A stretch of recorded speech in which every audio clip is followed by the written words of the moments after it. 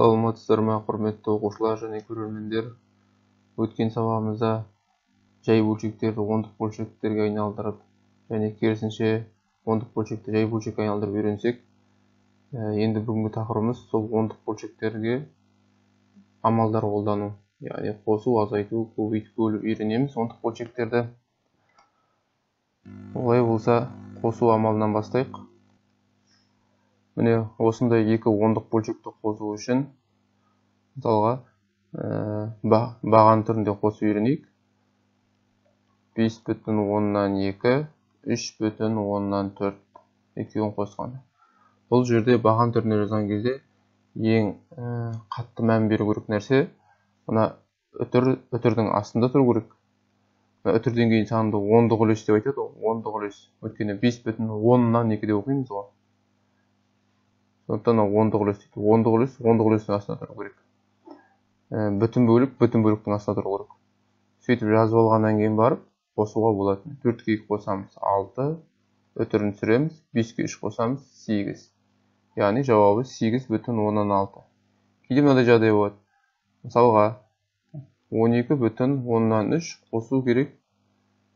5,1000 мысалға 324 болу көрсін. Мысалға.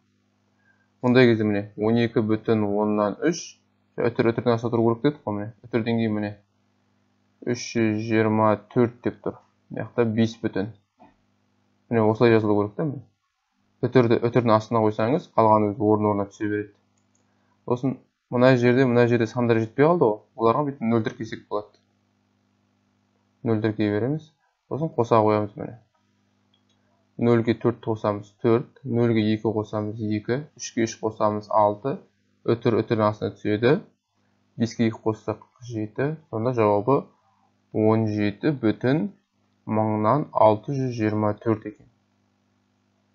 Сонда ондық бөлшектерді бір-біріне қосқан кезде ең басты ереже үтірдің астына үтір салсақ, баған түрінде қосқан кезде үтірдің астына үтір қойсақ, қалған бәрі өз орнына келеді. Сонда бірлік санның астына тұру керек. Міне мысалы 2 деген бірлік, 5 деген бірлік қой. Бірліктің астына тұру керек.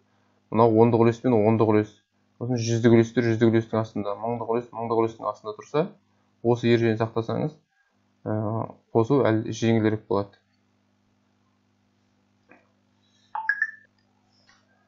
Енді ондық бөлшекті натурал санға қосқанда, немесе натурал санны азайтқанда да дәл осы ережені сақтаймыз. 13,142. Кейбіреулер міне мысалға 7-ні мына жерге жазып қояды да. Бұл үлкен қате. 7 деген бұл бүтін сан ғой. Сондықтан ол бүтін санның астына тұру керек. Яғни 3-тің астына тұру керек. Міне, осылай тұру керек. Осы қатені жіберуге болмау керек. Яғни 7 деген бүтін бөлік, 13 деген де бүтін бөлік. Яғни бүтін бөліктің астына тұру керек. Яғни 7-дің үтір деп қойып, артына сан жоқ қой, дұрыс па? Сол себепті 3-тің астына жазамыз. Сосын 7-дің үтір қойып, артына 0 кесе алуға, бәрі ол 7 деп оқылады ғой. Сосын қоса қоямыз. 2, 4-ке 0, 4, үтірдің астына үтір түседі, міне әдемі. 7-ге 3, 10, 0-ден 1 ойда 2. Жауабы 20,142. Азайтуды дәл осылай, үтірдің астына сақтау деген сол ереженің соңына дейін содан сақтасаңыз болды. 8 азайту астына міне 3 деген бүтін бөліктің астына түсу керек міне. 10,213. 3,213. 8 деген бет үтір қойып жүріп, артына 0, 0, 0 тіркесеңіз де болады. Сосын азайтамыз міне. 0-ден 3 азайтылмайды, ол қарыз аламыз. Міне кәдімгі 8,000-нан 3,213-ті қалай азайтасыз? Дәл сондай азайтасыз ғой. 7, 8, 7, 5. Бұны жауабы 5,787. Міне, ондық бөлшектерді қосу азайту деген осылай жүреді. Яғни, үтірдің астына үтір қою деген ережеден танбасаңыз болды. 5,12-ден 4,13-ге көбейткенде, енді көбейту кезінде ондай ереже жоқ. Яғни, үтірдің астына үтір сақталсын деген ондай саны өзгертіп жіберіп қойып, 4,31 болсын. Міне, мысалға 5,12-ні 4,31 көбейтіп жатырмын. Сіз өзіңіз білесіз қалай жазғыңыз келеді. Бұл жерде жаңағы үтірдің астында үтір сақтау деген ондай бәрібір ондай ереже жоқ. Осылай көбейте салуға болады. Немесе 4,31-ді көбейткіштен орнына ауыстыруға ештеңе өзгермейді ғой. Бұлай жазып алсаңыз да болады. Өзіңізге қалай ыңғайлы, солай көбейте бересіз. Мысалы, мен екіншісінің ыңғайлы сияқты 4,31-ді 5,2-ге көбейткен. Кәдімгі міне 431-ді 52-ге қалай көбейтесіз? Дәл солай қылып көбейте бересіз ғой. Міне 2-ні 1-ге көбейтемін, 2, 2-ні 3-ге көбейтемін, 6, 2-ні 4-ге көбейтемін, 8. Келесі енді 5-ті көбейтемін ғой. 5-ті 1-ге көбейтемін, 5, 5-ті 3-ге көбейтемін, 15, 1 ойда, 5, 4, 20, ойдағымен 21. Міне, сосын қосам, 2 түсе қояды, 6-ға 11, 8-ге 5, 13, ойдағымен 14, мұны 2, мұны 2. Енді осылай көбейтіп болғаннан кейін, енді үтір санауымыз керек. Мысалға, міне, мына бірінші санды қарайтын болсақ, үтірден кейін 1 сан, 2 сан тұр. Сосын келесі санға барсақ, үтірден кейін тағы 1 сан тұр. Сонда жалпы үтірден кейін бізде 3 сан тұр екен үтірден кейін. Артынан басып санаймын. 1, 2, 3 пі? 3-дің алдына үтір қоя қоямын.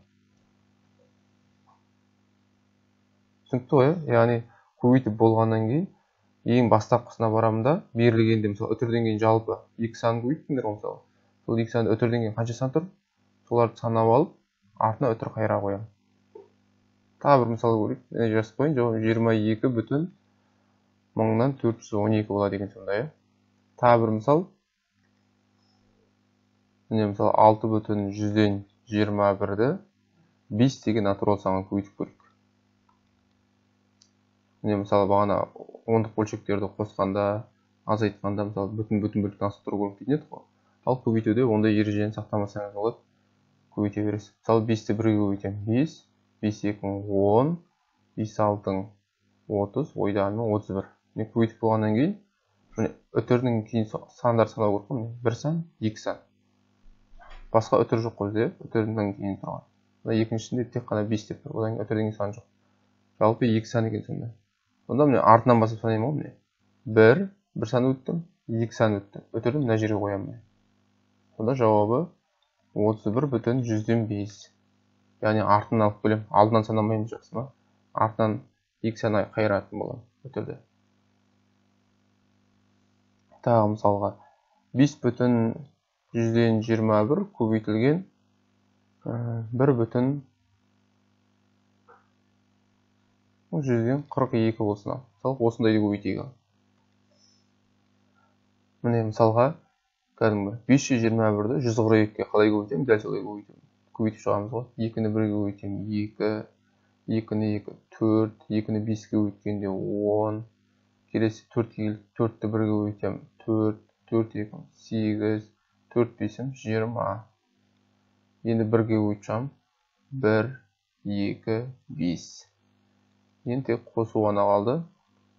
Мына қосам 2, мыналарды қосам 8, мына жолды қоссам, мына қатарды қоссам 9, мына қатар 3, мына қатар 7. Енді міне үтірден кейін сандар санап шығайын.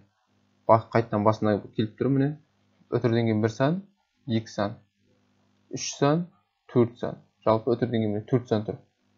Артынан бастап міне. 1, 2, 3, 4. Міне. Яғни үтір мына жерде тұрады екен. Жалпы логикаларыңызды қоссаңыз да, мысалы 5 бүтін мен 1 бүтінді қоссақ, примерно енді 5, сол 73 бүтін болып кетпейді ғой, онда түсініп тұрсыздар ғой. 5-6-ның маңайында жүрген сан ғой, мысалы 5 бүтін мен 1 бүтінді көбейткенде. Солай ойлағаның өзінде де, енді жалпы олай ойлау кеңес бермеймін, жалпы сонда да логиканы түсінуіңізде отқаным ғой. Сонда жауабы 7,10,000-нан 3982 деген жауап екен. Міне, сонда ондық бөлшектерді көбейту деген осылай болады.